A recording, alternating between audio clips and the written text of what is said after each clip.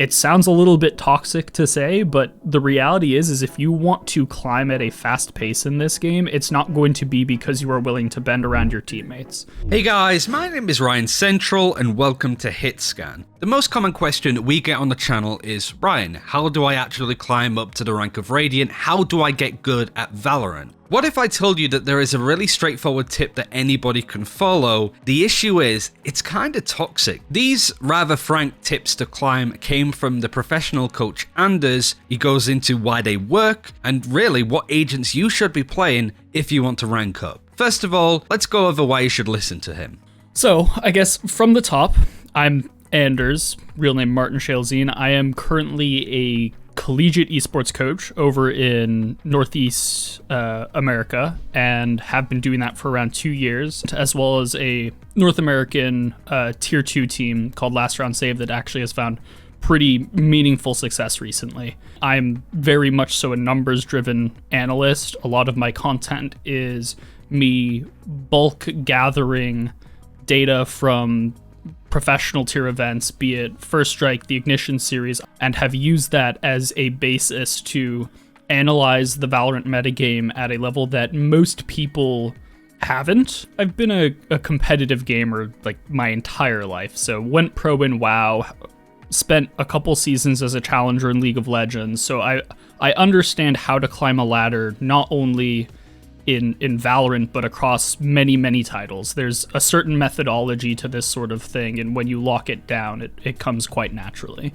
How do you climb? Certainly from a stats perspective, both with, what agents to play, what guns to use, what tends to be the thing that comes out on top when it's like, just do this and you'll improve? At the most fundamental level, if you're trying to climb in Valorant, you need to get better mechanically. Like, micro execution is going to be the thing that makes you climb, period, until you get to high immortal, and that's when you're going to have to start looking outside of that immediate sphere at, okay, how should I be using my abilities at an extremely high level, etc., etc. It feels kind of bad to say that, but to a very considerable extent, Valorant is purely about shooting until you reach a high level. If you're sort of hard stuck at a gold, platinum, whatever mechanical level, are your ability uses going to be able to distinguish you from other gold and platinums? Absolutely. Is it going to make the difference between you being in gold and you getting to immortal? No, that's ultimately going to boil down to your gun skill, your game sense, the way that you're jiggling corners, etc., etc. If you are somebody that doesn't really have a main, that kind of tries to flex for the team, so to speak, what agent should they be trying to lock in? It sounds a little bit toxic to say, but the reality is if you want to climb at a fast pace in this game, it's not going to be because you are willing to bend around your teammates.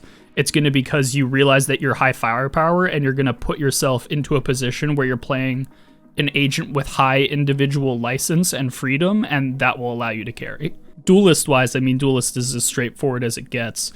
Play something where you can pop off, be that annoying kid that mains Jet, Phoenix, or Reyna and just windmill slams at every lobby. And you said this before, one trick Jet or Raze if you want to climb. Yeah.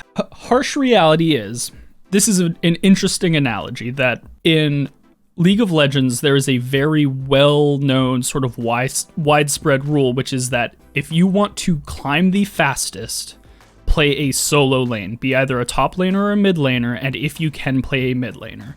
There's a very similar dynamic in Valorant, where if you want to climb the fastest, play a hard carry, play the duelist that is going to set the tempo of the entire match, be a Jet or a Raze, and just do that over and over and over again. Like right now, you can get away with having a single controller, and that's literally the only hard requirement in compositions in solo queue right now. Like, you need a single controller. That's the only rule. So you can run 4 duelists so long as you have an Omen. Yeah, you're going to be playing a little bit on hard mode where you don't have a ton of information, but that comp's fine. I wouldn't go into a solo queue game with an Omen and 4 duelists and be like, nah, this is 100% loss. In fact, I'd be like, yeah, we probably win this as long as my teammates have hands.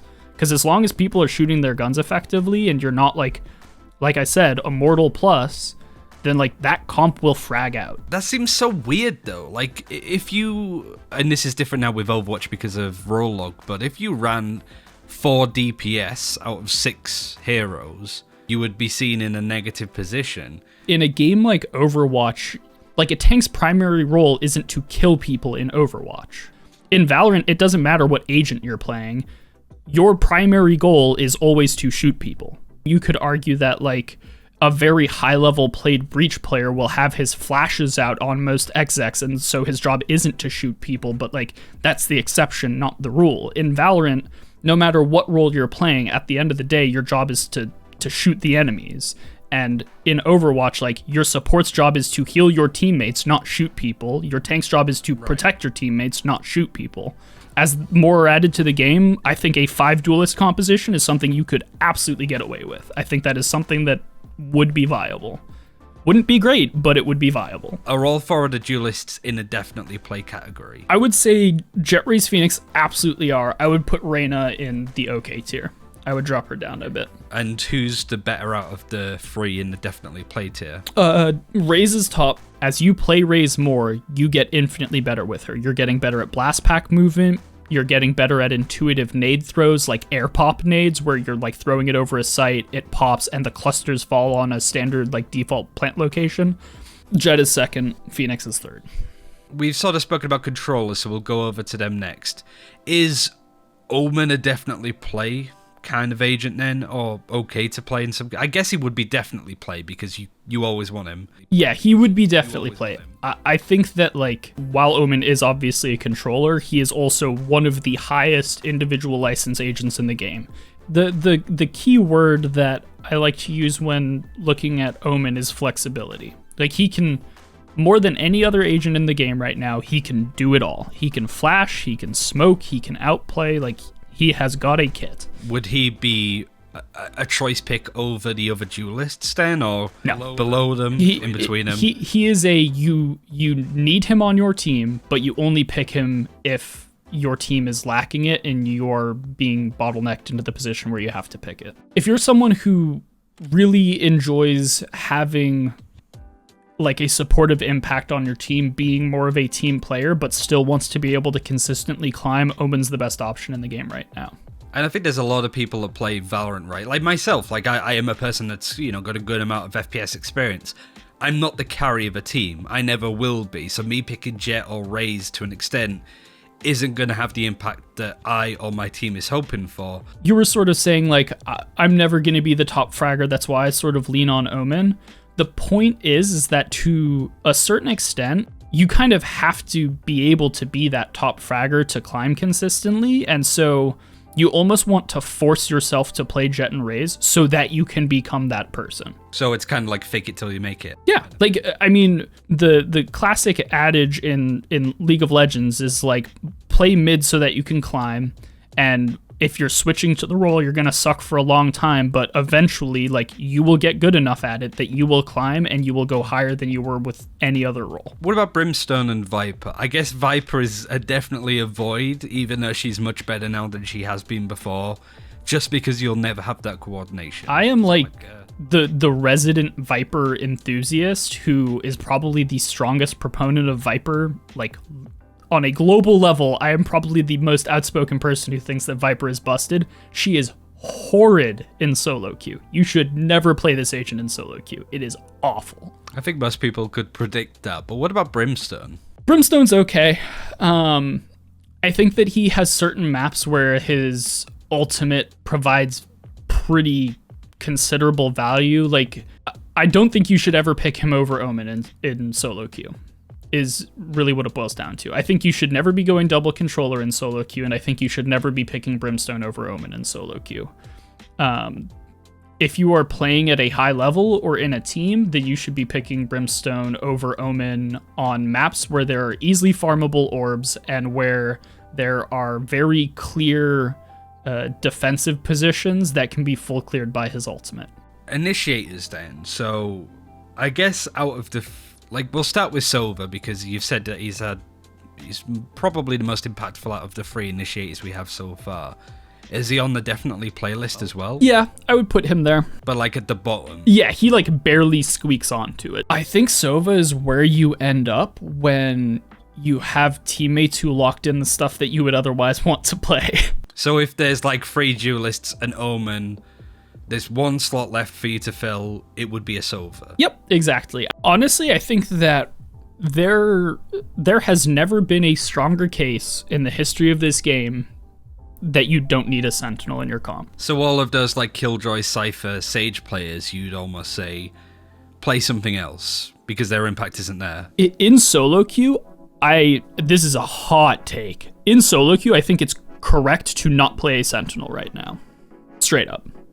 I think they are so weak that at a very highly coordinated level of play, you can reap the value of having effective flank coverage. Coordinating that kind of value in solo queue is just not realistic. The value just isn't there. Like, to the point I made earlier where I was like, playing Sentinels might not actually be the correct decision in solo queue anymore. I think Sova is like the #1 candidate that makes that plausible. If I was going into solo queue right now in any rank below Diamond, I think my quote-unquote perfect team comp would be like Jet, Raze, Phoenix, Omen, Sova, probably. Yeah, that sounds right. And Breach, Sky, both okay to play, or would you almost avoid them? I would definitely put Sky okay.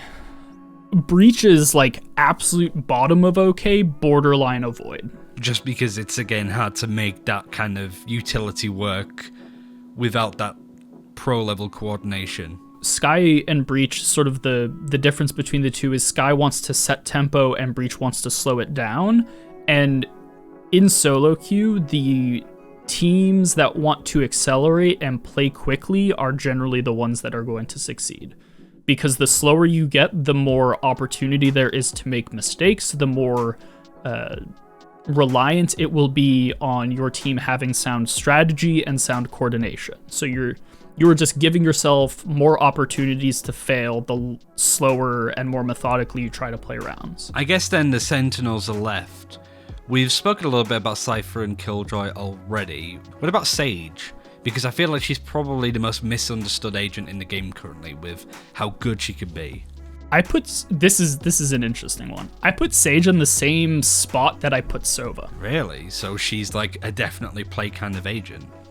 If you have like that triple duelist Omen core and you want to sort of fill that float spot, I think it's a Sova, Cypher, or Sage every time in my like solo queue ideal world. And I think that preference shifts rank to rank, but I definitely think that that's what it is. I think that at anything sub gold, I think that Sova isn't as good as Sage. I think that from like gold to diamond, Sova's definitely better because you're going to have teammates who understand that when you Aldrone, they should probably follow it into a site sort of thing. I don't think that that sort of intuition necessarily exists consistently below gold. And then, like I've mentioned a couple times now, I think that once you get to a genuinely high tier where people understand the game and are playing at a high level consistently, then Cypher sort of is forced to fill that slot. So is Cypher almost on that definitely play level, or would you say that he's just okay to play but probably high at the top? It's almost like on the definitely play tier, like there's the 3 duelists, there's the Omen, and then there's a 5th slot that has 3 people in it depending on rank. So you've got Cypher at the highest tier, Sova at the 2nd tier, and Sage at the lowest tier. And as you climb up, you want to be interchanging these agents. Yep. Okay. Exactly. So it's almost like they're in their own little subgroup then below. Like you've got definitely play, flex, I guess we call it. Yeah, okay exactly. To play, it's definitely like the flex avoid. slot. Yeah, right, for sure. But you always kind of want those triple duelists, as bad as that sounds. It's so toxic, yeah. The Omen, and then one of the 3 agents underneath. Okay, that makes sense. And Killjoy, not okay to play at all, would you say? Or would you say that she is okay, so long as you can... I would put her okay tier. I would say I would put her in the Heart of Void category, except like that's... I wouldn't put her there because she is inherently bad. I would put her there because she is relatively bad. I think that Cypher is so much better than her that you should avoid Killjoy in comparison to Cypher, if that makes sense. And that's it for today's video. Thank you very much for watching. Definitely check out all of Anders' YouTube content, it's linked in the description below. But also I sat down with Anders to talk about the state of the game, and he did highlight some agent changes that are rather problematic that are now starting to surface for Riot, that I should really be dealing with. If you want to see that video, let me know in the comments below, I will put it out on the channel very soon. But until next time, take care, we'll see you then.